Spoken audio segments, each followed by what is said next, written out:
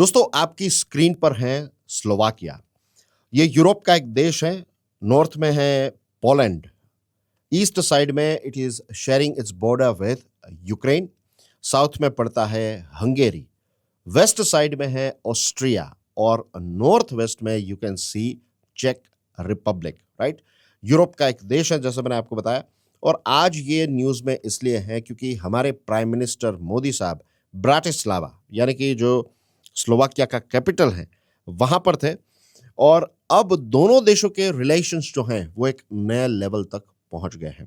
1993 में स्लोवाकिया आजाद हुआ, एक इंडिपेंडेंट कंट्री बन गया। तब से लेकर आज तक अगर आप ऑब्जर्व करोगे, खास करके 1996 से 2026 तक भारत और स्लोवाकिया के रिलेशन इतने कोई खास नहीं थे। लेकिन एक ही झटके में भारत ने और स्लोवाकिया ने अपनी जो पार्टनरशिप है इसको अपग्रेड करके कॉम्प्रिहेंसिव पार्टनरशिप में तब्दील कर दिया। This is a big thing, right. इसी के साथ I would also like to mention here कि हमारे मोदी साहब is the first prime minister to officially visit Slovakia.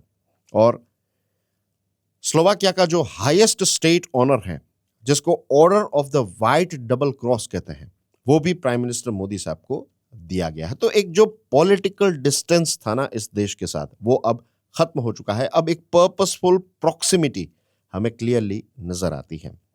रही बात दोनों देशों के बायलैटरल रिलेशंस के पिलर की, तो बहुत सारे एरियाज में हम एक दूसरे के साथ पार्टनरशिप्स कर रहे हैं, एंगेजमेंट इंक्रीज कर रहे हैं।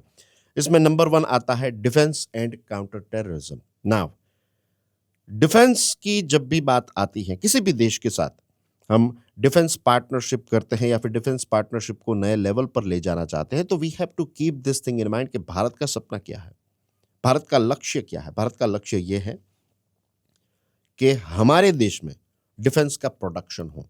अगर किसी देश के पास अच्छी टेक्नोलॉजी है जो भारत के पास नहीं है, तो भारत की पूरी कोशिश यही रहती है कि वो टेक्नोलॉजी यहाँ पर ट्रांसफर हो जाए, लेकिन जो फिजिकल प्रोडक्शन है वो हमारे देश में हो, हमारे देश के लिए भी, और हम एक्सपोर्ट में भी, खास करके डिफेंस एक्सपोर्ट में भी एक प्रोमिनेंट प्लेयर बनना चाहते हैं। Right, so this is going to be the base of this defence engagement.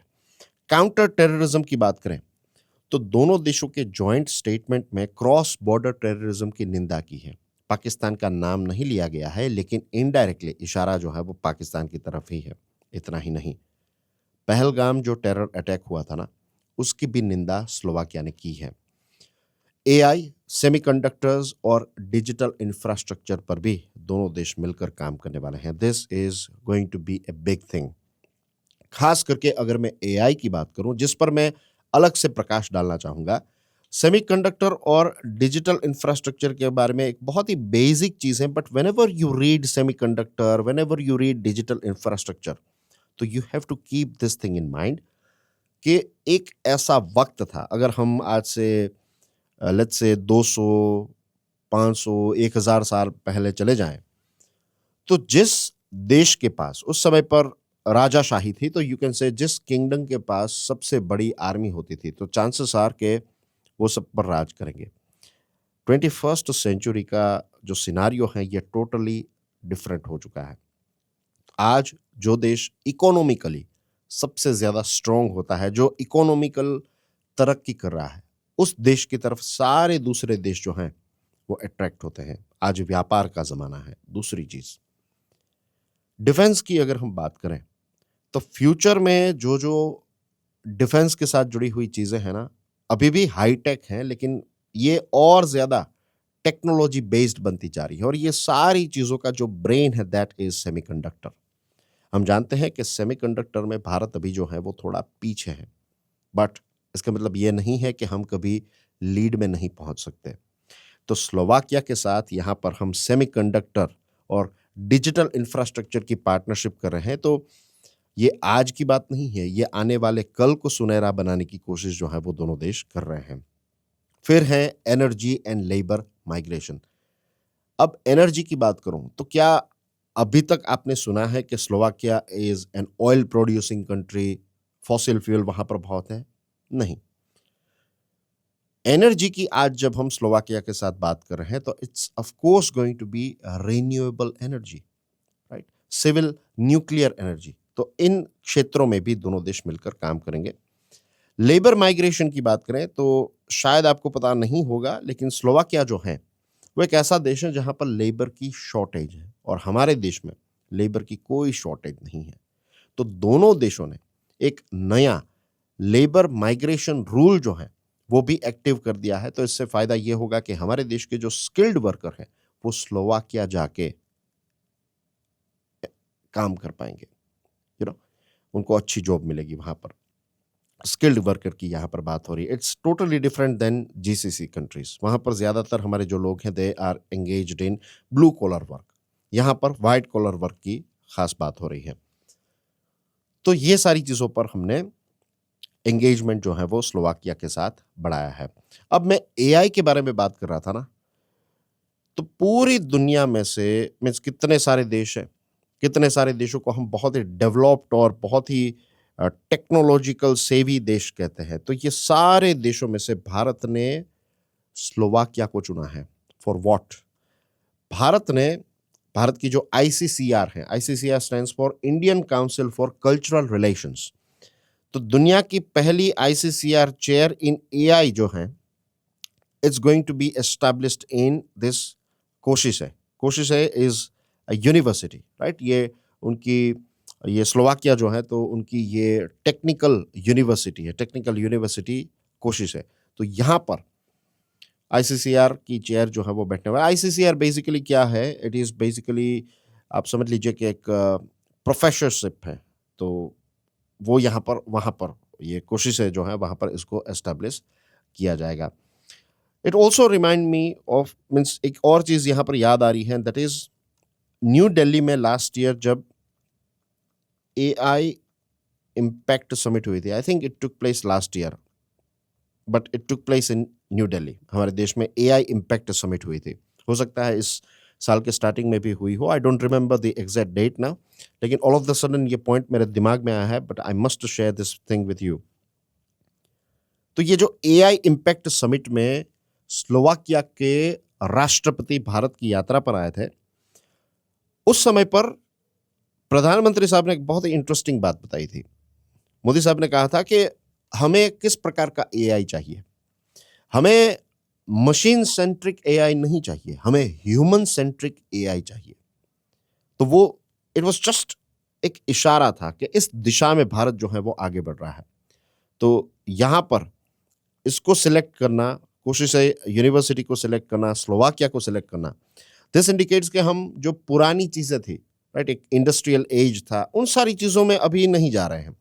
ये अलायंस जो है it is an alliance for tomorrow. आने वाले कल की तैयारी जो है वो भारत ने स्टार्ट कर दी है। By the way, you can C on your screen, this is the technical university of कोशिश है, right.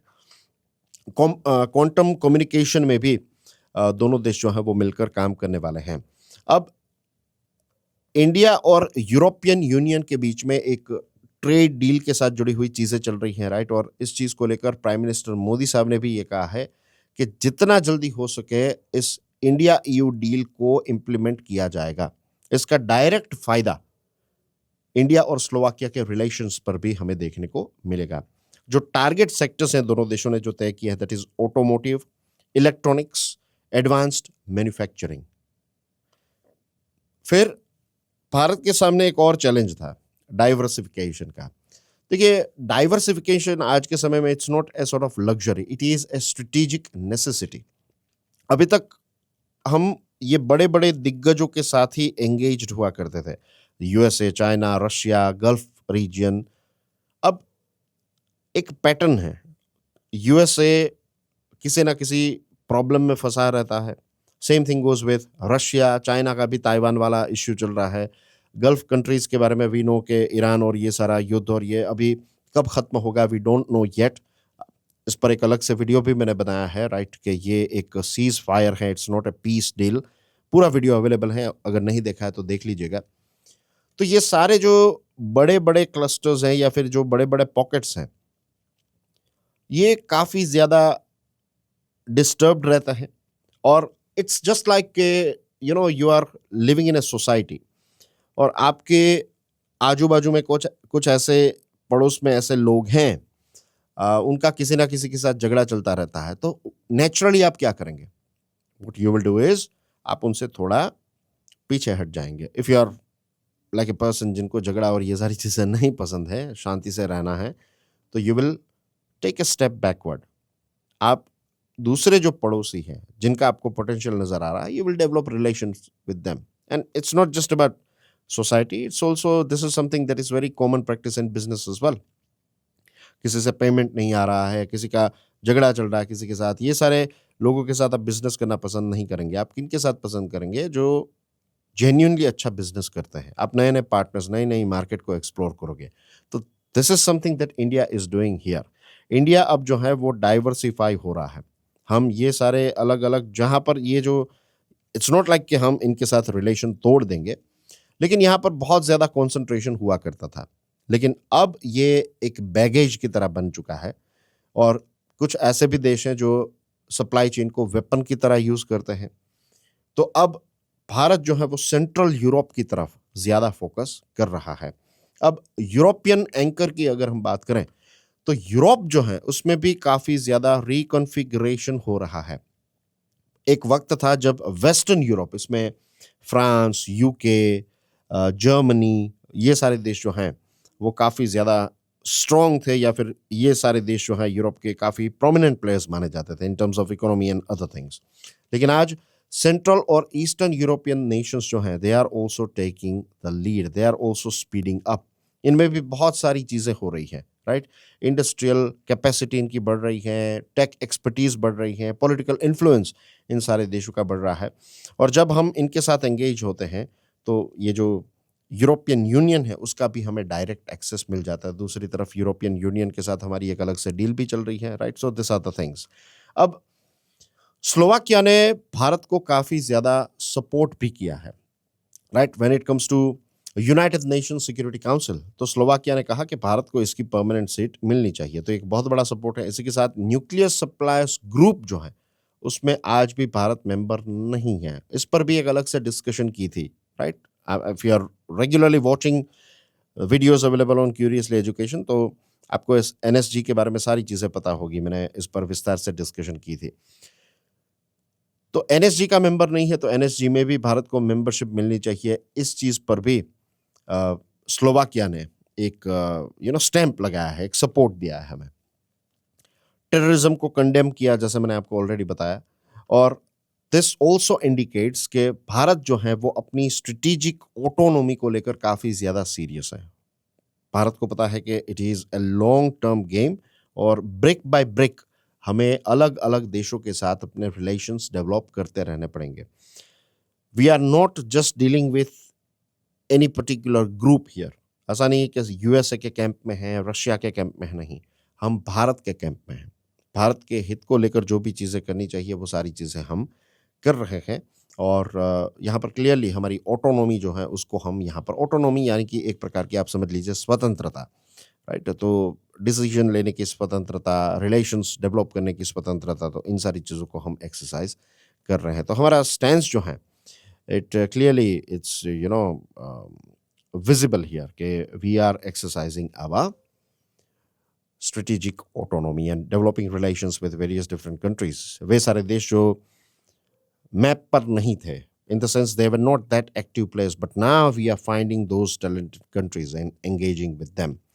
So that's basically everything as far as today's discussion is concerned. ये इंडिया स्लोवाकिया की जो रिलेशनशिप है उसकी एक नई शुरुआत हुई है, एक नए चैप्टर की शुरुआत हुई है। आई एम श्योर आज से 15-20 साल के बाद ये 2026 वाली जो विजिट है उसको एक बेस के तौर पर देखा जाएगा, गिना जाएगा। So that's everything. Thank you very much for your love and support. God bless you all. Jai Hind.